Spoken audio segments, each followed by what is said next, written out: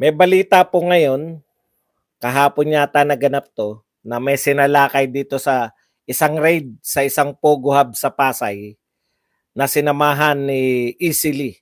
Nadiskubring isa rin itong kuta umano ng sex trafficking. Okay. So ngayon po naganap yan, ni-raid nila, may sex trafficking. Pero tignan nyo po kung ano po ang sinabi ng mga dilawan at kakamping. Another legacy of the deranged old man from the south. Wala talaga nagawang matino ang bastos na iyon. Ano po?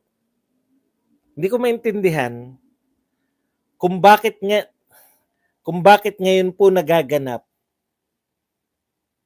Ngayon ng raid, ngayon may nakitang sex din, ngayon nakitang front ng prostitution. Bakit isisisi nyo kay Pangulong Duterte? No? Wala na ano, no? Hindi ko po alam. Alam nyo, simple lang po yan. Unfair naman yun na hindi siya presidente. Gusto nyo, pag may nakikitang problema kayo, isisi nyo sa dating presidente. Ako cool. Papayag ba si Pangulong Marcos na ibalik na lang niya yung pagiging presidente kay Pangulong Duterte? Kasi lulutasin niya yung problema ngayon. Yun yung problema, no? Lahat ng problema ngayon na nakikita, ipapasa nyo lang sa dati. Hindi ba pwedeng umaksyon si Pangulong Marcos ayon sa kanyang nakikitang problema? Kung yung Pogo noon nakita na pagkakakitaan ng pera, tapos nakita ngayon na hindi ko sinabing matino ang Pogo noon. No? Yung panahon ni Pangulong Duterte, dahil kapos tayo sa pera, pinaglaban ko pa yan. Saan natin kukunin yung bilyong-bilyong binibigay ng Pogo? Nagkwentahan pa tayo riyan. Pero ngayon, kung panay perwisyo na yan, edi pauwiin nyo na lahat. Bakit gusto nyo ba ang mag-utos na pauwi na yung mga Pogo si President Duterte pa? Bakit po lagi ang sisi kay President Duterte? Kung sa tingin nyo ngayon, no? Kung sa tingin po ninyo, hindi na po siya si Pangulong kung hindi na po maganda yung Pogo, ang a-action po yung presidente ngayon, hindi po yung presidente noong nakaraan. Ang daming problema ni Pangulong Duterte. Kalaban niya mga oligarko, mga drug lords. Nilutas niya naman ayon sa kakayahan niya. Nagpa-build. Alam po ng mga tao yan. Huwag niyo pong isisi sa kanya yung nakikita nating problema ngayon. Bakit kailangan isisi niyo? Hindi naman po maubusan ng problema ang Pilipinas. Kahit mawalan ng problema yung Pogo, may susulpot pa rin. Yung next president, may makikita pa rin po yung problema. Ang dami nagkukumpara, no? Sabihin nila, may war on drugs pa rin si Pangulong Marcos, pero hindi madugo.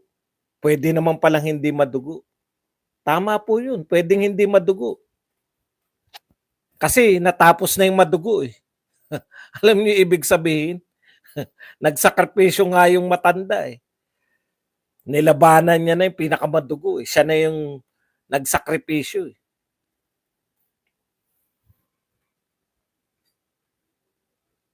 Huwag pong ganun, no? Huwag pong laging ang sisi sa dati. Hindi po nauubos ang problema ng bansa.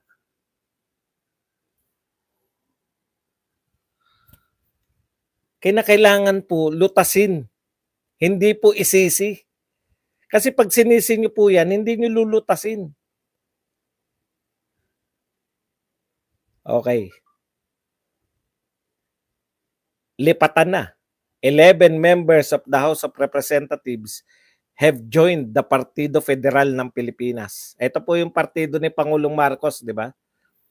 The party of President Ferdinand Marcos. The Manila Times learned from highly reliable source on Friday. Okay. So 11 naman. Yung una, 4 naman lumipat naman sa lakas. Ngayon 11 naman lumipat naman kay Partido Federal. Sasabihin na naman ng mga o yan kasi ayaw na kay Duterte. Anong ayaw na kay Duterte? Pag naging presidente po si Sara Duterte, lilipat na naman yan. Hindi pa po ba kayo sanay sa mga congressman? Ang mga congressman po natin, political butterfly po karamihan. Yan po ang pagkakaiba ng Congress. No? Kung saan po sila, kung sino po yung partidong malapit sa administrasyon, doon po sila lilipat. Tapos na po yung power ni Pangulong Duterte. Ano po ba yan? Sasabihin nyo ba na kahinaan? Normal po yan.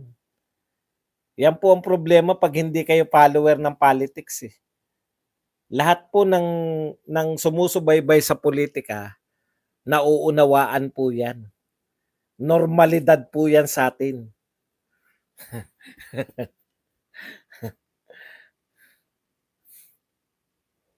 Okay. Paano yan? Naglipatan ng mga congressman. Traditionally po, ang nagdadala po ng mga boto, no? Ang sa mga presidential election po. Tignan niyo po last presidential election. Sino po ang nagbilangan ng suporta? Ilang gobernador ang sumuporta sa Uniteam, ilang gobernador ang sumuporta kay Leni. Ganun po ang labanan. Ang nakakatulong po talaga sa presidential, hindi po mga congressman. May narinig ba kayo ng mga congressman? Hindi po eh. Kasi ang mga congressman at that time, lahat panig pa kay PRRD, kay Pangulong Duterte pa po. Babaliktad na po sila kung sino yung nanalo. Ngayon na po yung babaliktad na sila. Nakuha nyo?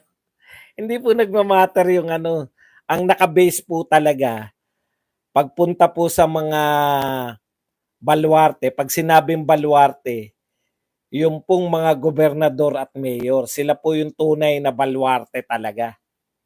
Kaya ang agawan po niya sa presidential election, ilang gobernador yung nakuha mo, ilang mayor yung nakuha mo.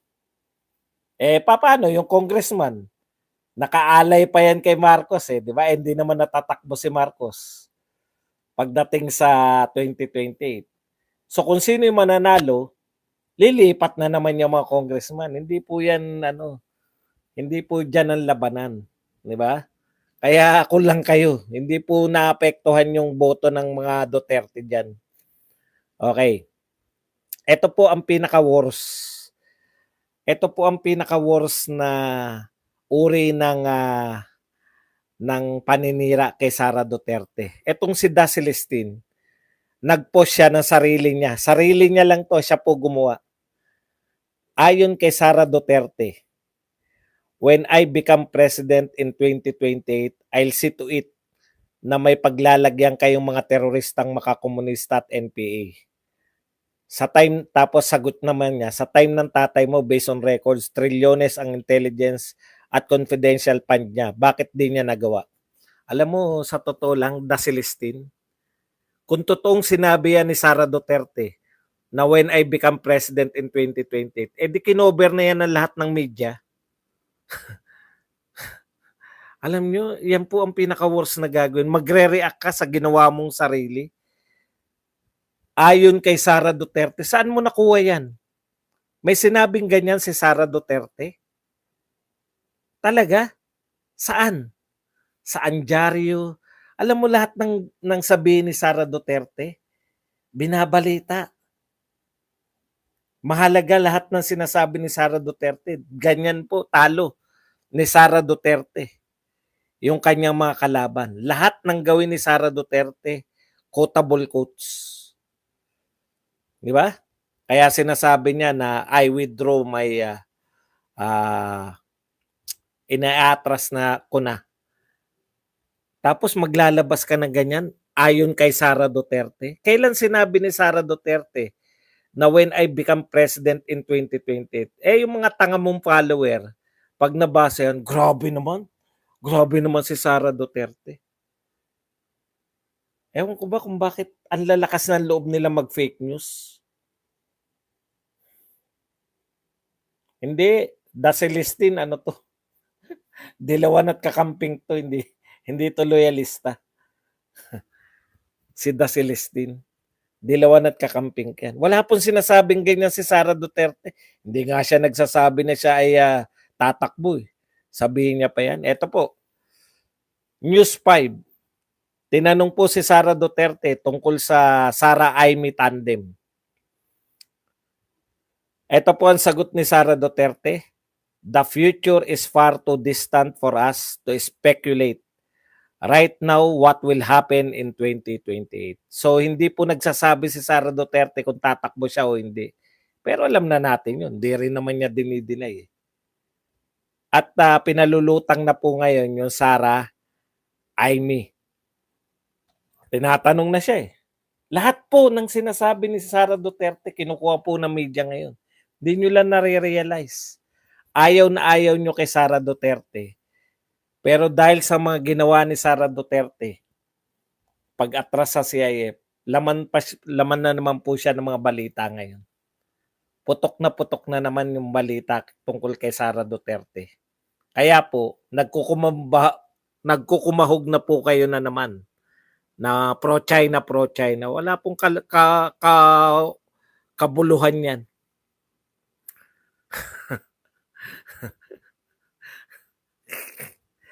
Anim na taon yung sinabi kay Tatay Digong yan eh. Hindi nyo nga napababa yung trust rating tsaka popularity rating ni Tatay Digong eh, sa paniniraan yung pro-China. Dahil po dyan sa Sara Amy tandem na yan, may isa pong vlogger. Sabi raw ni Rob, marami pala eh. Wala kasi ko, walang nakakarating sa akin. Hindi ko po kilala yung mga, dalawa lang yung napapanood ko na loyalistang vlogger eh. Yung nagtitinda ng pampapogi tsaka tong ano. Kasi taga rito dati yan, tumatambay dito eh. Parang yung mga vlogger ngayon dito na tumatambay na nakikihanap, nakakukuha ng mga support dito sa channel ko. Kaya dyan anong tawag dyan? Dyan ako pinakaasar sa lahat ng vlogger. Ang dami ko, meski sa boxing, meski sa politika, marami pong mga pumupunta rito na nakikishoutout ng mga maliliit na channel. Pero yan, kaisa-isang tao na yan. Yan lang ang si Ninyo hindi naman eh. Masikat pa sa akin si Ninyo. Hindi po yan nagpunta rito para mag-promote ng channel niya. Hindi niya kailangan yun. Okay lang ang banatan ni Ninyo. Hindi naman. Pero yan, talaga dito nakatambay dati yan eh. Katulad yan ng mga vlogger ngayon. Sinasabi ko sa inyo, tumatambay dito yan, nakikihingi ng mga suporta. Tapos narinig ko minsan, binabanatan na ako. Ito po, nakita ko siya ngayon. Grabe, pinakinggan ko. Kiniklaim nila na Marcos loyalist sila, pero binabanatan nila si Manang Amy dahil sa pagkampi sa mga Duterte. Tapos ito pa yung binabanat na hindi ko kayang sikmurain, no? Hindi ko talaga kayang sikmurain to. Sa totoo lang. Yung wala tayong utang na loob daw sila daw ng mga loyalista, wala daw dapat utang na loob sa yung mga Marcos o yung mga loyalist dahil pinalibing ni Tatay Digong yung si Apo Marcos. Dahil trabaho niya lang daw yun bilang presidente at yan po ay dahil dating presidente kaya may grabe no. Wala naman pong humihingi sa amin na tumanaw kayo na utang na loob eh. No? Alam niyo yun, sabi ko pinaka-worst na maririnig kong ugali. Grabe pala no, nakinig ako eh. Sabi ko, putya, tignan ko nga to kasi na ano sa akin eh. Pro-China tandem. Parang ganun yung pamagat niya, pro-China tandem, pinalulutang na. Tapos si Senator Amy talagang binabanatan. Supposedly, loyalist kayo. Hindi ko talaga. Sabi ko, grabe. Grabe tong tao. Kung kayo po ay loyalista at yan ang pakikinggan nyo, yung babanatan si Amy Marcos, anak po yan eh. Dugot laman. Ang pakikinggan ninyo, dugot laman.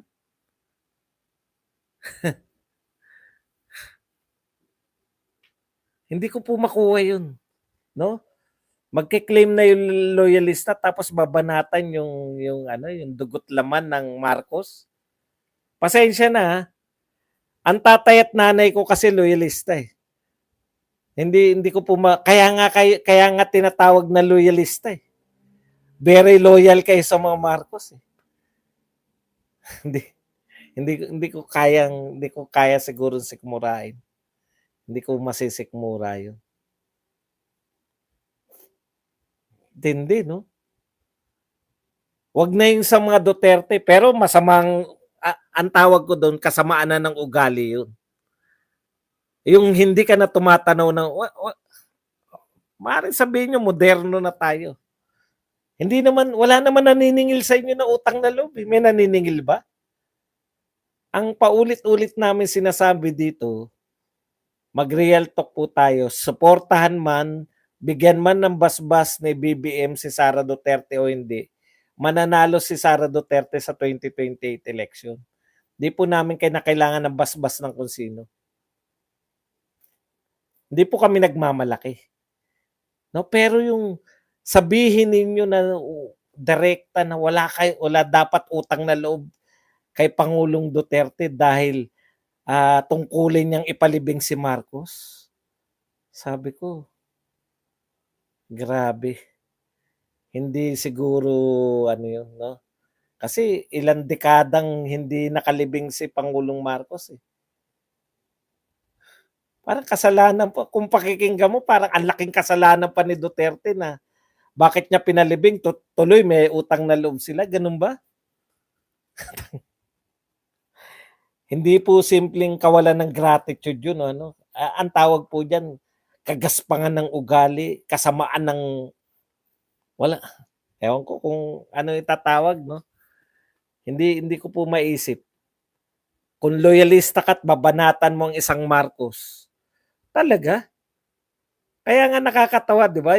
Kaya nga pinagtatawan ko rito yung mga nagsabing Duterte sila tapos babanatan nila si Sara eh. Dahil kumampi kay Bongbong. Eh ano, bakit kayo naging Duterte kung Duterte yan si Sara eh? Di ba? Yun yung point ko eh. Pero talaga, ang hindi ko kaya talagang tanggapin yung loyalista kayo. Iba kasi yung level ng loyalista eh. Ang pagkakailala ko po sa loyalista, nung panahon na dinadayok-yok yung mga Marcos, pinagtatawanan po ang mga loyalista, pero loyalista sila. Nakakahiya po, may time po sa history ng Pilipinas na nakakahiyang maging loyalista.